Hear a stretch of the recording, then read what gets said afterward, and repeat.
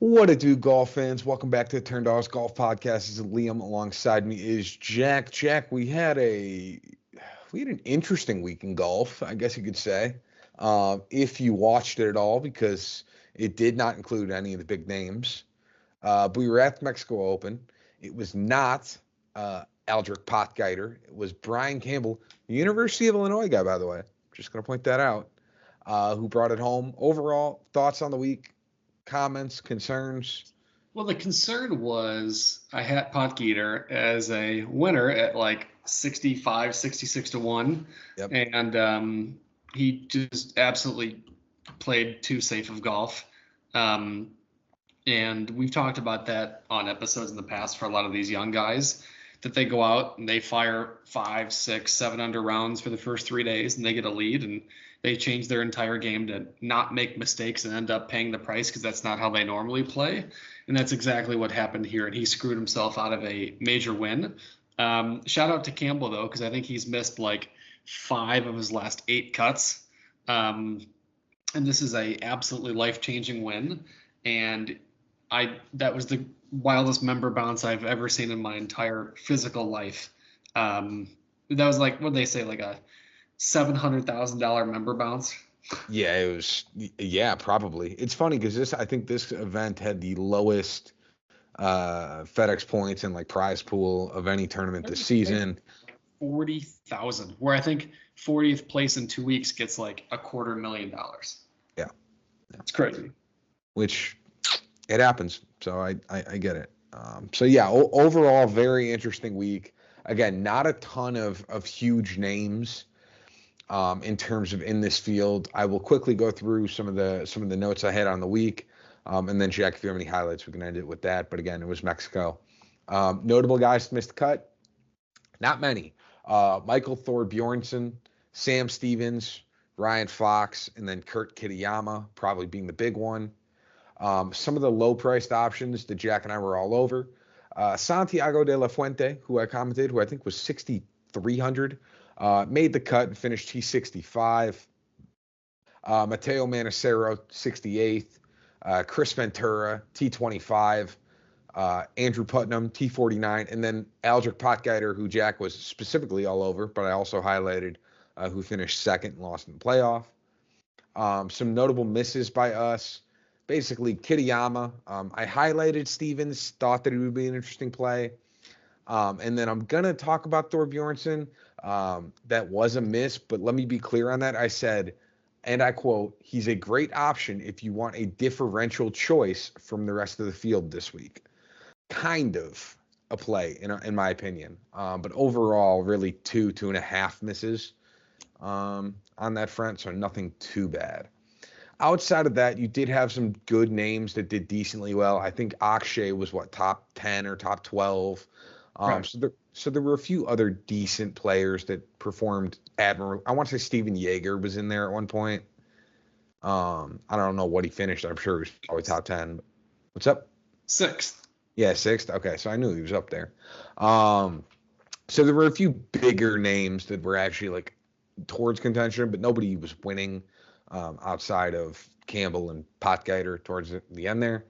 Outside of that, anything else stand out for you for Mexico? No, because it's going to lead into my bets and winners picks and everything like that. Overall, not my favorite week of the year by any means. We move on to, I'm going to say this name one time, and then I'm going to refer to it by other names. The official name is the Cognizant Classic. Jack and I will most likely either refer to it as Honda or PGA National the entire rest of this podcast. Because nothing is worse than the name Cognizant Classic, in my personal opinion. I don't know what Cognizant is, but boycott them. Yeah. Podcast does not support an official boycott. Watch as we say that, and they do like some sort of health insurance and like prevent cancers and things like that, and we just look awful because of it. Yeah, good. So go spend your money on a golf tournament. All right. I'll look it up while you type. I don't even know, actually. Nah, it's fine. So anyways, outside of its official name, it used to be the Honda, which is what Jack and I would always call it. And it's at PGA National. What? Oh, you're looking things up? Got it. Okay. Drive faster, predictive, and proactive decision making, intuition engineered, human insight, and superhuman. So AI, probably some sort of AI. Great. Lovely. All right. Just some course highlights. Most of y'all won't care, but just note that the 10th hole is like a 505-yard par 4. This year they're switching it up. They're actually going to play it as a par 5. Because of that, it will be a par 71, totaling 7,167 yards. Just note we're getting into a bit of a Florida stretch here. The next 3 weeks are all played within the state. Florida is usually known for a pretty flat golf course. It's often scattered with bunkers and water. This is no different this week. Water is basically everywhere here at PGA National, so accuracy will be important in that sense. Outside of par 3s, 8 of the 14 holes at this course reward more for accuracy than distance. So distance is nice, but if you cannot hit it on the planet, you're going to lose a lot of golf balls in the water, and that is going to really hurt you this week. One other thing to note, this is Bermuda greens, which usually means nothing, but this seems to be the one green type that switches up. So good putters are sometimes bad on Bermuda. Bad putters are sometimes good on Bermuda. It gets a little bit more fluky compared to normal. So just kind of keep that in mind as you look through this week. Some of the guys that aren't normally good putters might be really good here, and some guys that are really good putters might play quite bad here. So with that, do we want to get into DraftKings pricing, Jack? Well, once again, you skipped completely our bets. Oh, yeah, that's probably important. Shoot, 2 weeks in a row. I went 3 for 4 last week. Only miss was Kurt Kitayama, which was just wild considering he was, I want to say, second overall in terms of winners predictions. But I had Akshay top 30, Harry Hall top 40, and Potgieter top 40. That was a plus 115. Back up 1.35 units on the week, still down just a hair over 5.5. So we'll get there. Yeah, I don't know how I forgot literally everything in Mexico. Can you tell I just want to get out of Mexico in terms of this tournament? I was so fast. I was trying to get through all that. FanDuel and DraftKings, I went 4 for 6 on both of them, highlighted by Bhatia 9th, Chris Ventura and Jake Knapp, both T25th. As far as my bets go, I had 3 wins, 1 loss, and 1 that was voided. Wins were Bhatia over Patrick Rogers, Aaron Rye over Bo Hostler, and Grayson Sigg over Patrick Fishburne. My loss was Matteo Manacero over Francesco Molinari, which is crazy because that was the minus 180 I felt confident on. And then my void was Nicholas Norgard over Rasmus Højgaard. So 3 for 4 technically with the void. I'm up 1.44 units on the week, so I'm now up 14.84 units on the year, which is great. My wild card lost. It was Santiago de la Fuente, top 40. He finished T65. Hopefully, you ladies and gentlemen out there in the world followed my winners picks, or at least a lot of you could have paired it top 5, top 10. Obviously, Potgieter finished second, which is technically still T1 in a playoff, which is weird to say. Bhatia was 9th. Harry Hall, I want to say, finished 34th. Played bad someday. We also followed up on socials. You'd know that I had Smalley, Velimaki, who were also in the mix at the end there. So, or Nikolai too. So you had like 5 of my 8 winners picks finished in the top, 12, 13? Yeah. And finished 34th. So, and then there's Kitayama. So we're good. Yeah. Jack's winners did really good. For my winners, again, I liked Bhatia because Jack took him. I switched to Kitayama. Turns out that was the miss. Aaron Rye, who finished T4, so that's great. So if you didn't take Potgieter or Hall or Bhatia or Smalley or Nikolai, hopefully you got Aaron Rye, who finished top 5. And then Grayson Sigg was T17. He was a really cheap option, and he played quite well last week as well. So, all right. Now that I've mixed that up, did I miss anything else from Mexico? Oh, plane ticket. Yeah, honestly, in this weather. Honda, let's go. All right, we're in Honda. Let's start 10K range. There's only 2 golfers. It's Russell Henley or Shane Lowry. What you got? Russell Henley is a dog. He is, I talked about at the end of last year, the quiet superstar of the PGA Tour. Doesn't make a ton of mistakes. Always plays really well here. Only knock from me for Russell Henley is I don't think he has the winner's gene. And I think in a lot of pros, you either have it or you don't have it. And Russell Henley seemingly continues to float down the path.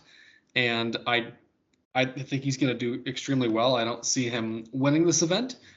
Shane Lowry, on the other hand, when he came into Pebble Beach, everyone said, "Oh my gosh, this is a alert. Do not play Shane Lowry here." And he basically shut 90% of the golf community that crapped on him, and he finished runner-up, followed by a fine performance at Genesis because that was a major course.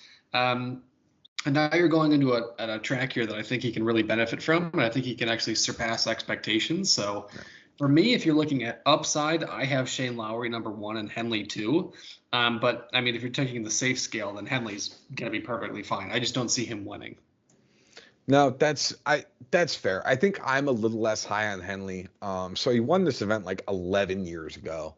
And he's played decent here in his last like 6 or 7 trips. He's got 2 top 10s, and he's finished better than 46th, I think, in all of them.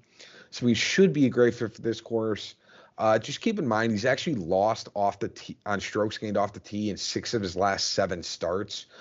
He's been playing quite poor as far as his driving game goes, which is a concern because obviously you want to be able to make it so that you can, get those good approach shots that he will get you. Again, he is great as far as approach play goes, but he needs to get to that position to be great with approach play. And you can't do that if you can't get off the tee. Trust me, that is a major concern in my own golf game. So if anybody gets that, I do. So I'm less high on Russell Henley, but again, I like Shane Lowry too. He's played this event 7 times. He's got 3 top 5 finishes all in his last 3 starts here. He's got 3 other, I think, top 45 finishes. And then his other finish was like T53. His strokes gained off the tee and approach stats are crazy. He's lost in each of those categories just 1 time since June of 2024. Everything points for a great week for Lowry based on his data and form. He's $200 cheaper than Henley. I think he's pretty far and away the obvious choice to get to between the two, in my opinion. But that will make him quite popular. Yeah. Sweet. Speaking of popular, we're going to go into the guy that's going to be in 75% of leagues heading off the 9K range, and Daniel Berger. Yeah, Daniel Berger, 9,900, down to Benny On at 9,000. Daniel Berger, if you look at his last 2 starts, looks like Ryder Cup Daniel Berger. Now, again, that is not a big sample size. Not a big sample size. That is 8 rounds. Let's be abundantly clear on that. But he has gained across the bag in both of those, and has only lost off the tee 1 time since June of 2024. He's got great history here. He's got 3 top 5 finishes. He did miss a cut here last year. It was also his worst putting performance of all time here, where he lost 5.5 strokes with the putter. I don't see that happening again. But it does concern me. He's the 3rd most expensive golfer in this field. I do feel like there's more value potentially for similar upside further down the board. Yeah, I think so. I think Sepp Straka is going to be probably a really good target, and I think he's very under-owned this week. And the reason I say that is because he is still, in my opinion, the PGA Tour Player of the Year through February 24th. Everyone's going to say Rory McIlroy just because he has the biggest win and he's the biggest name, but it's Sepp Straka, and if you're lying to yourself if you say otherwise. He had 1 hiccup week in an event that played like a major, and I think this is going to be a huge bounce back week for him. And if you're giving me the Player of the Year, or second if you're going to be a loser and just say Rory because you're lame, 9,400 for that guy is so incredibly fine that I absolutely love it. And then I think a sneaky play this week is going to be Kashmir Keith Mitchell. I think that the only thing it's going to make or break it is fairway percentages, which I mean, obviously that's a blanket statement, but if he could just keep the ball in play, this guy has ball striking numbers that are just insane. And I think he could just surpass that $9,100 mark. But I mean, that's a big if because this guy bangs it. Yeah, in all honesty, Keith Mitchell is a bit, I feel like, of a high upside play with the way that he hits a golf ball, the driver, the approach play could be really dangerous. Of course, he's one of those guys that the putter is always concerning, but as I said, the Bermuda has a chance to kind of level it out, so that could be good. You talked about Straka. He's honestly in a great stretch where he's gained off the off the tee and on approach in 8 straight starts. That includes his win at the Amex. He got beat up at Torrey Pines, but like so does everybody else on the planet, I feel like, at that point. He won here in 2022. And again, he hasn't lost off the tee or on approach here since 2019. So if you want a pretty surefire guy that's going to make a cut and probably finish top 30, I feel like Sepp Straka is a good route there. Couple guys to steer clear of. Steer clear of Sung J M. He's probably maybe one of 2 guys in this range that I'm not a fan of. He has lost on approach in 4 of his last 5 starts. I will need to see it for him before going back to him, especially considering, again, he's the 4th most expensive player in the field. He has a decent history here, but it doesn't mean anything to me because, again, he is potentially in the worst stretch of golf we've ever seen him play on the PGA Tour. So that's quite bad. Taylor Pendrith is 9,500. Love his off the tee game, but he's basically been hemorrhaging with the putter. He's lost in 6 of his last 7 starts. With putting, according to earlier, he may be due for a good week here. Which he maybe do. But again, it's a bit tough to rely on that. It's so tough because part of me sits there and is like, you're a bad putter. I need to keep this in mind. Putting's important this week. But it's also the metric of we're on Bermuda greens. Putting doesn't have the same effect that it does on everything else. So like, don't take it into the full level. But it's just such an important stat. Otherwise, it's tough to let it go out of your mind to really play. Mm-hmm. So that's, just makes it tough. I'm not as high on Denny. He's lost on approach basically every time he's played here. The one time he didn't, I think he finished T3. Even though he's a good putter, doesn't seem to putt well here, which is kind of funny. You have Min-Woo Lee, or a.k.a. Him-Woo Lee, who I'm really high on. When you look back at my notes, I talked about him in the waste management. I highlighted his great approach play going to the event. It's leveled out slightly, but he's still a great approach player. And he hasn't lost off the tee in over 8 months. So hopefully that'll kind of continue. And he's got really good finishes here, including a 2nd place last year. I will say that the stat of losing off the tee dates back to the Olympics. Technically, if you're a data nerd like me, because I looked into Min-Woo Lee, and he's actually, I think, one of my bets. I don't count that. I think that's garbage data, but I think it was like the U.S. Open like a couple weeks before. So I think I was looking at the PGA Tour specific stuff. I think with the way the Olympics fell, it was like somehow like outside of the normal PGA Tour sanctions, which is why it fell out of that. But that makes sense. Yeah. All right. So the Olympics, but regardless, it's been a while. So yeah, couple highlights in that range. Everybody seems to like Benny On too. I don't have a lot of information on him, but he's got really good history here, so I totally get it. Do you have a top 3 in this range? Yeah, I think for me, Sepp Straka, Min-Woo Lee, and Keith Mitchell are my top 3. I think Daniel Berger is, specifically for DFS, because Daniel Berger is going to be a 60% player. If you're in any golf community or you go on Twitter for your data, which is scary. Don't do that. If you go on Twitter for your golf data, Daniel Berger is on every card, every metric, everywhere. So he's going to be so heavily owned. So for DFS, I'm going Player of the Year, Sepp Straka. Min-Woo Lee, much like Keith Mitchell, who's my next guy, could just keep it on the course because both their accuracy numbers suck. I think we're in good standing there for me. No, that's fair. I think for me, it's Straka, Lee, and then I'd go On just based on the consistency. I think he's more likely to consistently finish somewhere in T20, T30 than anybody else in this range. So, all right. With that 8K range, we go. Davis Thompson down to Andrew Novak.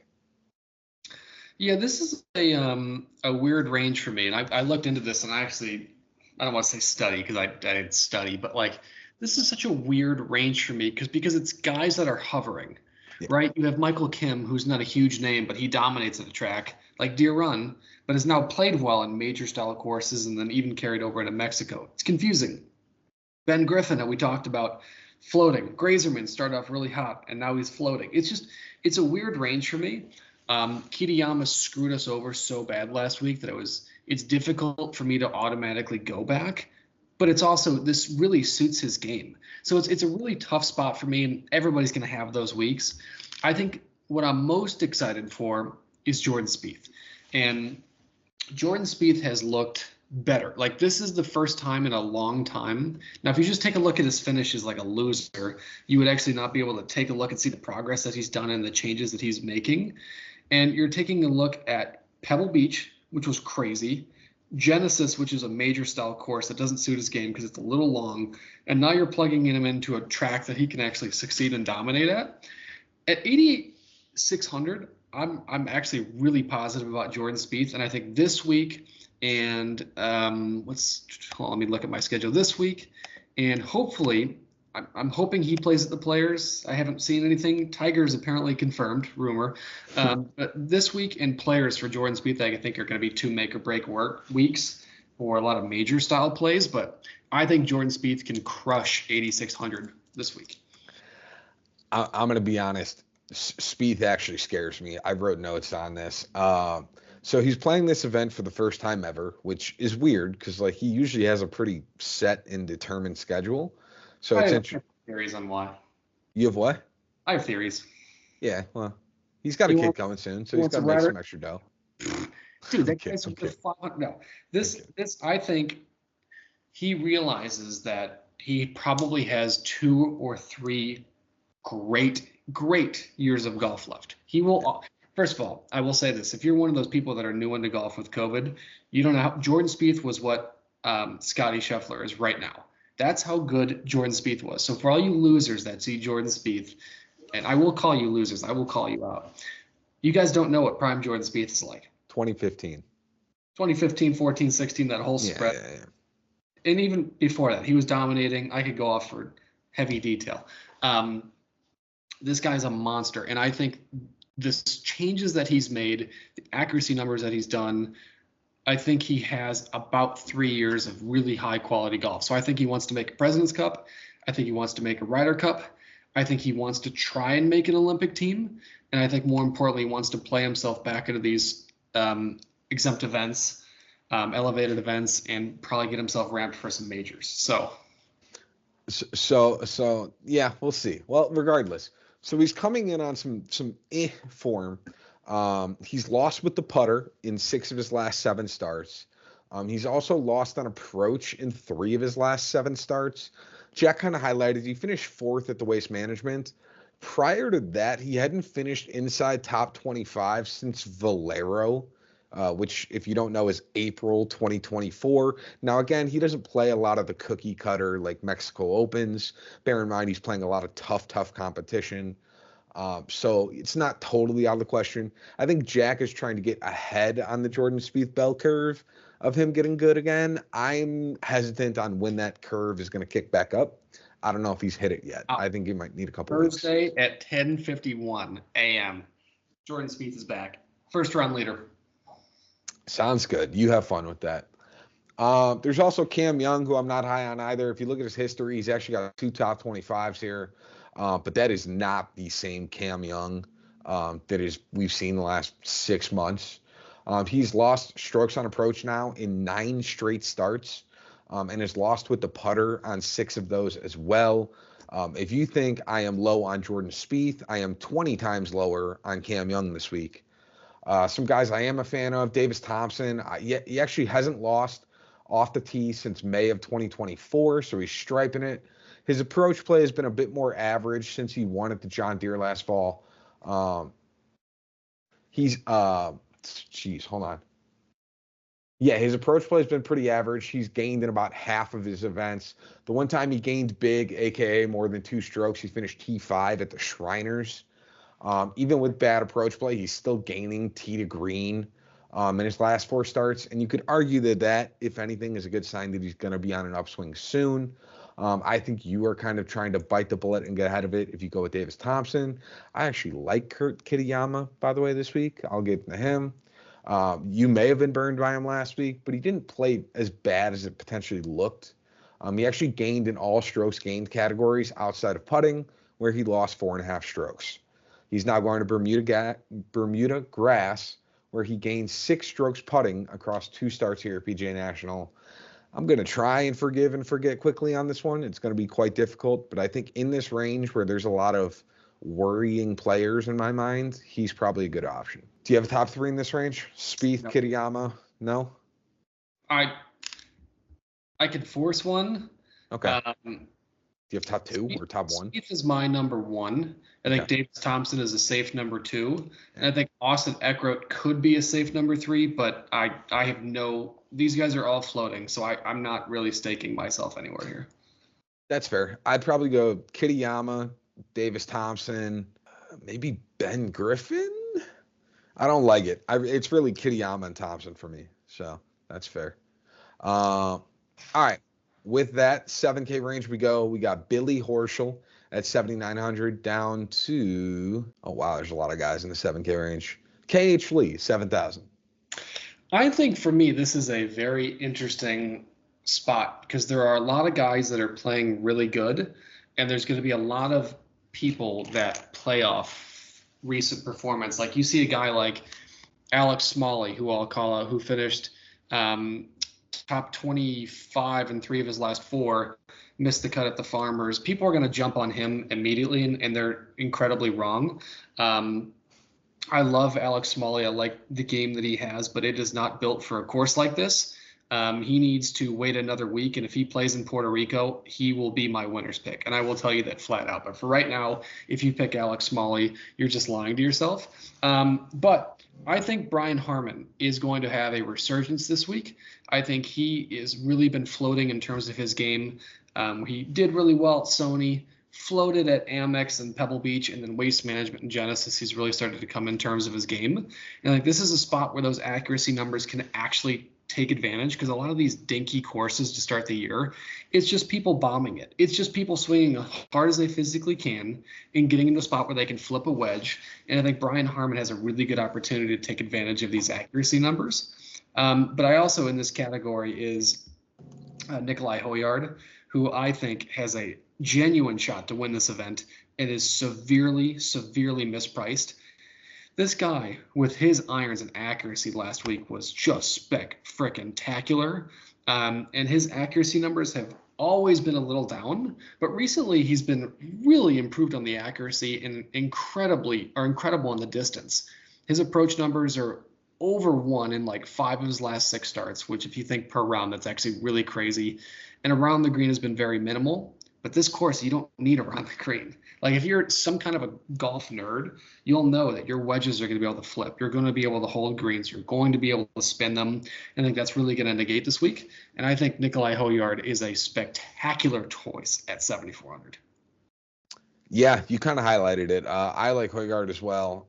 You talked about it, so I'll highlight it quickly. But in the last 8 starts, most of which have been on the Euro Tour, he's gained off the tee in 7 of them, gained on approach in all 8. Only weakness is really around the green. Not as much of a concern here. Super cheap. I think he's going to be really highly owned and probably in a lot of lineups this week. But again, all warranted for the low price that he is. So it makes sense. I will look. I know Jack doesn't like Alex Smalley. I'm going to give him a little bit of his flowers. He's been playing really well so far to start the season. I'm just like, this course is going to kill him. Maybe, but his last 5 events, he's got 4 top 25 or better finishes. He also the only strokes gained metric he has lost in his first 5 events is when he lost 2 strokes with the putter at the Farmers. So he's been basically playing out of his mind. Is it possible he comes back to normal? Yeah, but it's not like he's priced at like, Daniel Berger, $9,900 price points. Even though he's playing this well, he's still in the 7K range after all. So I don't hate getting to him, especially, if it makes sense there. I will highlight Billy Horschel. He's kind of expensive at $7,900 compared to how he's been playing. But we're back in Florida where Billy Ho shines. His game is, again, not really spectacular, but he's gained on approach in each of his last 5 starts. He's got 2 top 21 finishes in those 5 starts. His approach play, not great, but he's only missed the cut here 1 time in his last 8 starts. He's also got 5 top 20s in that stretch as well. I think he's a decent flyer this week. So again, if you want differential options, your choices are like Jordan Spieth, Cam Young, Daniel Berger, and a few others. I think he is, again, just a cheaper option. of that. So if anybody, I would go to somebody like him. Save yourself the extra, 500 to $1,000 minimum. Do you want me to talk about Ryan Gerard as well, or do you have anybody else in this range? Go for Ryan Gerard. Yeah, Ryan Gerard. He started his PGA Tour career 2 years ago at this event. He actually gained 8.5 strokes tee to green at that event and finished in fourth place, which is his best finish ever on a PGA Tour event. If you take away his Corn Ferry Tour starts and just look at his last 4 events, which is all basically his previous 4 events, he's gained in all strokes gained metrics not named around the green. I think he lost 0.05 strokes off the tee at the Amex. So, will live. He's also made 4 cuts and is coming off of back-to-back top 20 finishes at the Farmers in Mexico. So I think he's $7,300. So as Jack always says, under 7,500, make a cut. He's probably your guy, and again, he's got upside because he's played well. So. Yeah, one guy I want to highlight too, Kevin Roy. Kevin Roy is a weirdo. Well, shout out Kevin Roy. I'm very fond of his game. He's one of those guys. He's a grinder. Corn Ferry graduate, played a couple events, bunch of top 10s in the Corn Ferry top 15s, 17th at Mexico, 18th at Amex. Played this event in 23, one of his first starts as a pro, and he finished 29th. He got murdered on putting, which I think is the odds of that happening twice is pretty low, considering his putting is normally really fine. I think after last week where he watched off the tee and approach really kind of suffice and mellow out, I think that's going to be really good for him. And his driving and accuracy numbers are both actually up comparatively on recent form. So you might look at that and see 19 of 28 and kind of be like, what the heck? I'm avoiding that when a guy like Tom Hoagie or Pearson Cootie, who I think can randomly come out and win this event, which I know is a hot take, so don't quote me, is wild, but I think he can surpass a lot of numbers. And I think made cut is really in the cards for him. He really hasn't missed a cut since he withdrew at Farmers for the flu, since a Corn Ferry event called the Simmons Bank Open, which was September.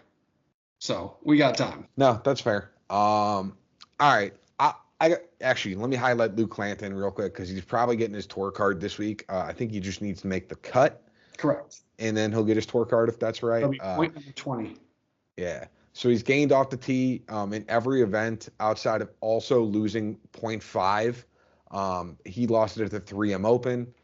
He has lost on approach in each of his last 4 starts, but if you add his losses of his last 3 starts together, you get less than 1 stroke total. So he's losing, but it's like 0.3, 0.3, 0.3 kind of a deal. He's not priced at like $9K, which I feel like they could have done it based on his name value. So he's an interesting option this week. Again, if you want to get to him, I think he'll be decently owned based on name value in this range. Cool. All right. With that 6K range. Scary, but here we are. Yeah. We have Mac Meisner down to Kisner. Kisner's in the field. Let's go. Be in the booth on Saturday morning. Okay. One guy that I think is really interesting, and I talked about a couple weeks ago, Quade Cummins. He really performed really, really, really well. He's made 2 cuts in his last 4 starts, Farmers and Sony Open, which don't play strengths to him at all if you actually take a look at his game.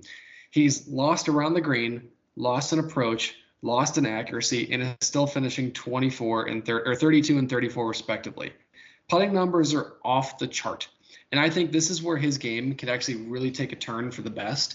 And at 6,800, he's coming off, call it 2 top 35s in his last 3 starts. You include that 13th in the Corn Ferry Championship. This guy actually plays really, really well and plays to some of his strengths. If you take a look at his metrics, they're increasing heavily compared to the Corn Ferry model where he was losing strokes gain average on barely, it was positive 0.01. That was his average. Now on the PGA Tour, he is, even in missing cut, has gained 0.73 shots, 0.672 shots, 0.69 shots around. And if you're able to do that and still finish top 35, Amex number 1, but in a PGA Tour event regardless, that is crazy.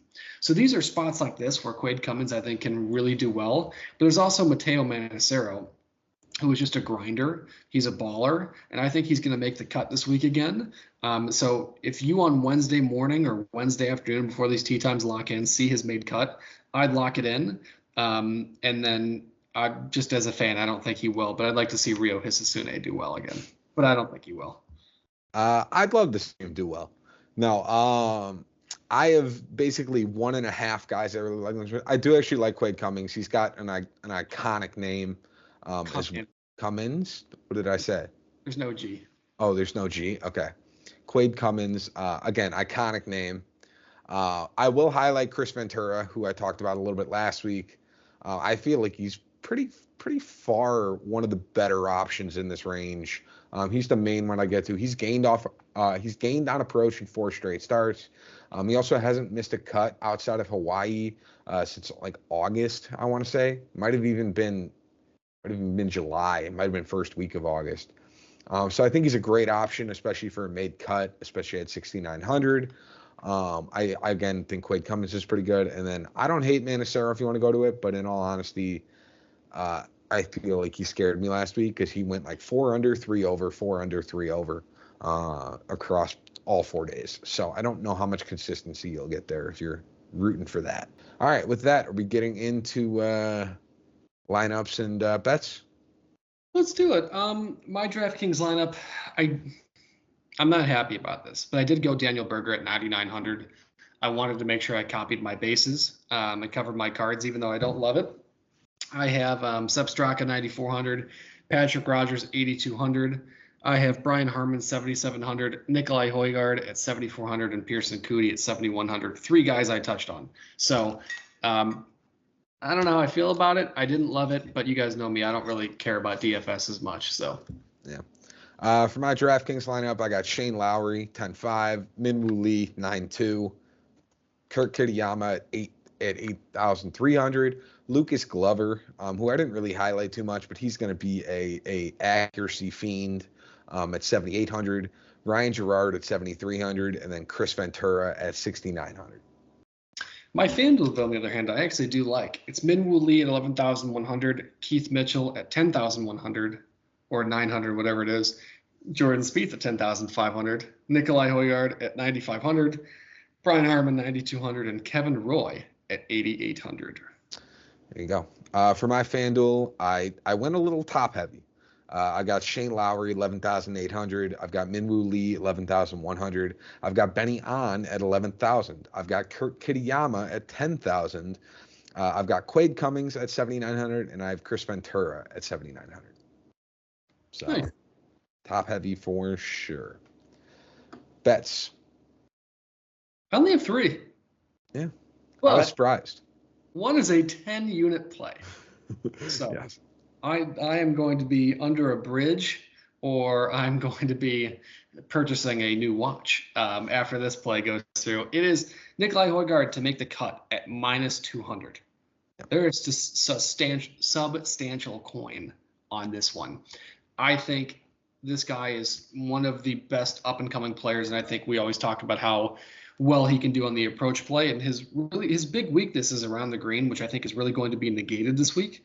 And I think he played to his strengths really well last week. I really liked what I saw. And if you're giving me 1 to 2 on the odds for making a cut, I'm taking that. I also have him as the top Danish, and my note being Danish because I was hungry. Yes, and it's over Norgard and Thorbjorn. Thorbjorn has just not proved it yet. DP World Tour, this conversation would be different. He would be the number 1. Norgard has just kind of hovered. He's made cuts. But this is plus 260 because these guys are neck and neck. And I absolutely love this play, so I'm taking it as one of my units. And then I have Brian Harman, top 40 at plus 115. I talked about earlier how I think these accuracy numbers are really going to play to his strengths.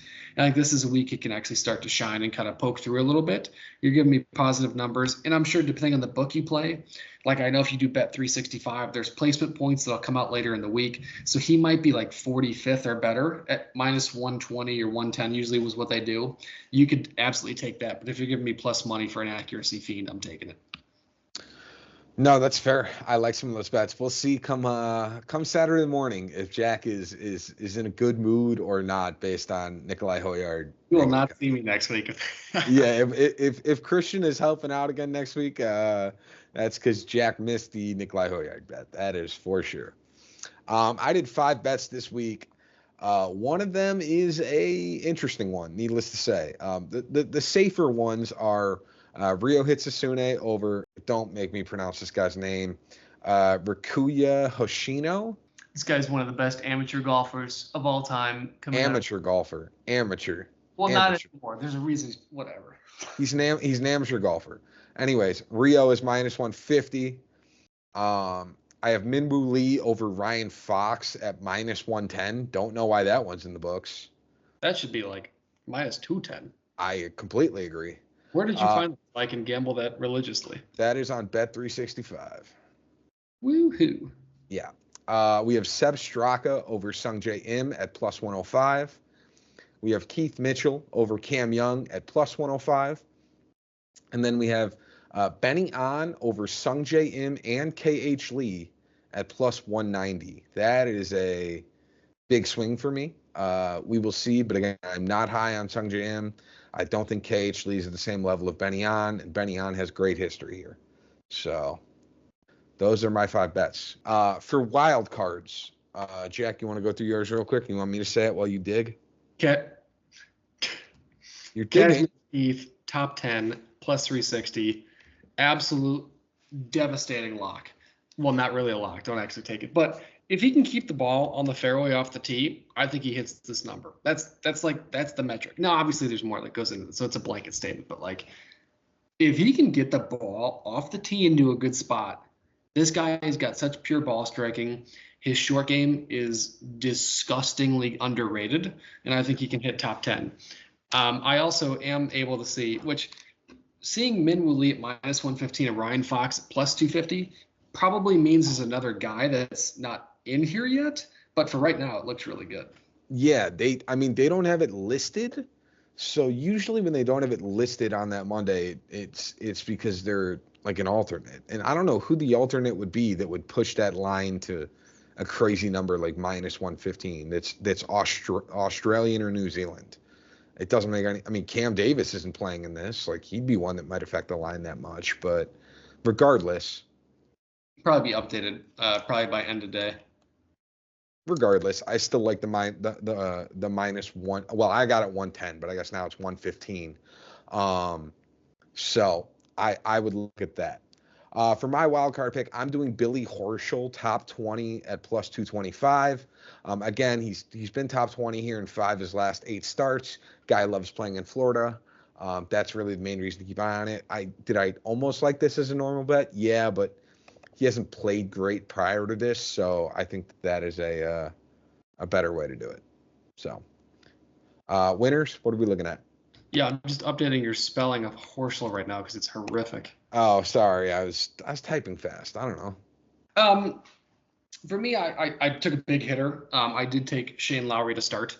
I don't know why my third one says it. That's not correct. I was gonna say you took both big names, which I laughed at. I was like, I took Shane Lowry here. I think this course can play really, really well, and what I saw from him at Pebble, I think, really transfers over. I think he's going to be a guy to watch out for. I don't think he's going to be as popular owned in terms of money grab, in terms of what comparatively people think. So I think he's going to be really good. I do have Nikolai Højgaard, who I already talked about in great length, and I think he's going to probably steal the show a lot for me. And then as a third guy, I did have Doug Gim. Doug Gim played really well here last time he played. He always pops off in some random events, and he's kind of just really middle ground in terms of everything. I don't think that he's going to be a make or break player this week. I wouldn't even bet him. I always do winners, and I bet my top 5, top 10 with like a smaller percentage. I wouldn't feel confident doing this. This is a huge upside play, but he's been really hovering around in a lot of these events, not making a ton of mistakes. I think this is an event that is going to help capitalize on that, and I could see him performing really well comparatively. That's fair. I think it's going to be not a Well, all right. I'll start off. I think Seb Straka could win here again. So he's my first winner's pick. I think somebody in that Alex Smalley range could definitely win here. A lot of the times when it comes to winners at this course, I feel like it's not one of the big names. It's somebody in that, you know, mid to high 7K, maybe low 8K range. So I think Alex Smalley, who's my second pick, would make a lot of sense there. And then Billy Horschel is the third option. Again, a guy who I think has a decent chance to perform well. Do I think he wins? Probably not. Do I think he finished top 20? Yeah, that's it for me. All right. Anything else, Jack? Are we good there with the Honda PGA National Don't even. slash Cognizant slash everything else? Yeah, we are good. We are golden. We get to watch Jordan Spieth play golf this week. That's all I care about. There we go. All right, we will leave you with that then. Next week we have the Arnold Palmer Invitational as well as Puerto Rico. I want to say. I think they're same week. Yep. Right. So with that, we will see you next week for double the amount of golf. And potentially Tiger. Apparently, you guys know me. I'm on my Tiger news. Apparently, Bay Hill is preparing a locker for him. That's what I've heard. I think he could play. He's dominated here in the past. He wants to play really bad. And I would say with almost 100% certainty, he either plays AP or players. I would say that with 100% certainty. I'll believe it when I see him in the field list. That's the important part. Otherwise, what's up? I'm just hearing things. No, I get it. Otherwise, we'll leave it at that. If we hear any Tiger updates, I'm sure Jack will be the first one to inform us next week on the podcast because he is locked in on all things Tiger. So, as you should. So, all right, with that, we will see you next week. Deuces.